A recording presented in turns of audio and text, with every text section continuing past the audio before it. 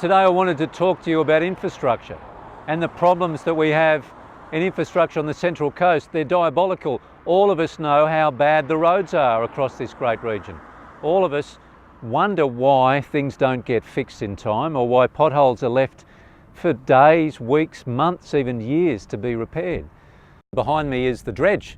The dredge is vital for the ferry to make its way to and from the Central Coast, to the northern beaches, to connect with the bus services that take hundreds of people each week to and from work.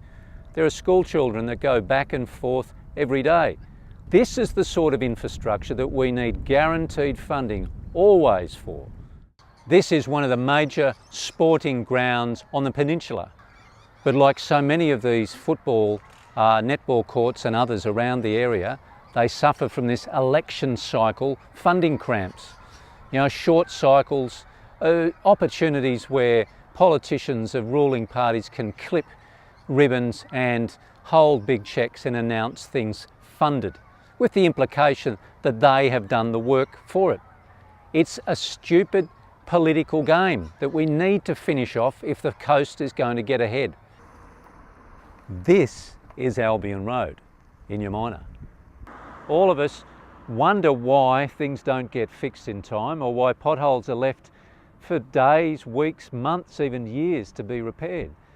And I know why. The reason is we have an election cycle infrastructure fund, because the departments hang on to money or find money in budgets so that announcements can be made about ferry wharves such as this, or roundabouts, or even the paving of roads.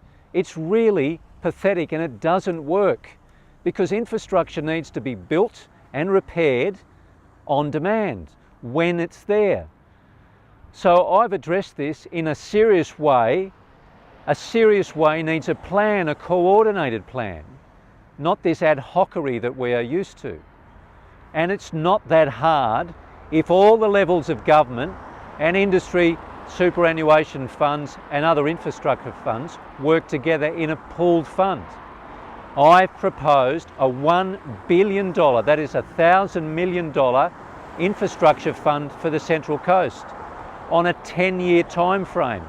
So the council and other organisations, businesses and groups that are responsible for infrastructure can enact that infrastructure when the demand is there. They can put timelines to be built in between election cycles, not always as a promise between elections.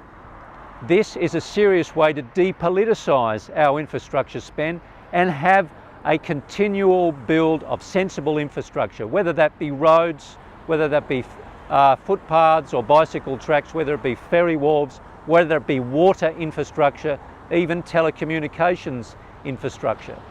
These are the things that we need, and we should stop this over-politicisation of our infrastructure spends. Let's change that. Change is possible. Support me, David Abrahams, independent for Robertson. Authorised by David Abrahams, Kilcairn, New South Wales, independent candidate for the seat of Robertson.